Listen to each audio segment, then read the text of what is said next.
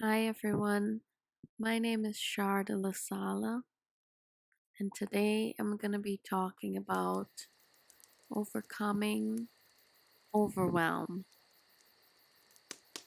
This life is more than is seen on the surface. Most of a person's existence is spent viewing life from the surface. The complexity of goodness is never really engaged, and if so, very little. There is depth to stillness. There is depth to understanding, depth to peace. Find peace in stillness. Then realize that peace in stillness belongs to God and is given by God.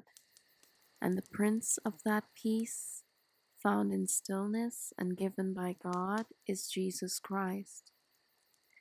And through him, we have an escape from feelings of overwhelm that we experience in this world in his presence, which is that stillness. Living life with all little ones gets quite overwhelming. For 2 months, I've been overtaken by overwhelm. The only way out of that crippling emotion was to surrender to that stillness and practice patience, yielding my compulsions to rest. Then I took one task at a time to reduce mental overload. And at the times when I had to choose between taking care of myself and completing numerous random tasks, I chose to stop and treat myself, take care of myself. I tried to yield myself to enjoying moments with the children and going outside with them when I felt I needed time and I needed to get them out of the way to get things done. I chose to start a task and complete it before moving on to another one. I chose to do tasks when the baby was sleeping and the children were watching a show. Sometimes I chose to rest during the day and surrender to the joy of making food while the children were up. So at the end of the day, when they all went to bed, I had 2 hours or so to complete a task I was working on, or one I otherwise would not be able to do when they were awake. And eventually, putting my pride aside and admitting and accepting that I really did not have it all together was freeing. Letting my husband know that I was overwhelmed made a difference. It helped me to feel like I was okay, and it was okay to not have it all together sometimes. It let him know that things would not be all together for a while and that I needed time to get back to my regular organized routine. It takes the pressure of living up to anyone's expectations off my mind, which is important when getting over feelings of overwhelm.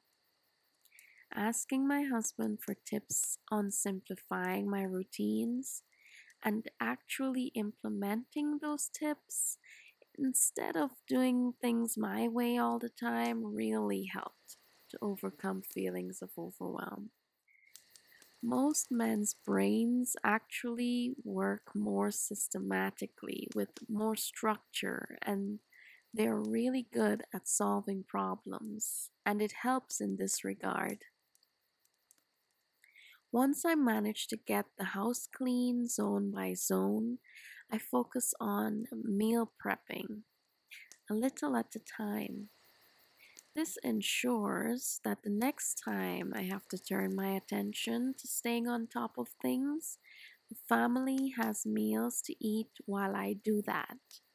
And I won't have to scramble to cook 3 meals a day and do cleaning and playtime and homeschool all at the same time. At this stage, preventing overwhelm means choosing a task to fully give your attention to so that you can complete it and spend time on other tasks. This process also includes time with the little ones. Once you are out of that chapter of overwhelm, you will immediately be tempted to take a long period of relaxation, meaning a few days or weeks of binge watching your favorite shows and screen time, lots of social media, but do not do it. It's a trap. The key to avoiding the return of overwhelm is to continue to do little tasks even when everything looks complete.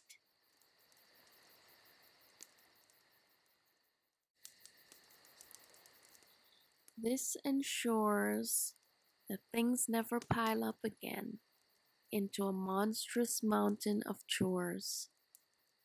Being consistent with this cycle, I would say, is the most difficult part, but practice makes perfect. And with the Prince of Peace guiding you in his stillness, all things are possible. Be blessed, have a good day, and I hope that this blesses one of you moms out there, especially young moms with little children at a very uncertain time in this life where there is so much uncertainty in the world today.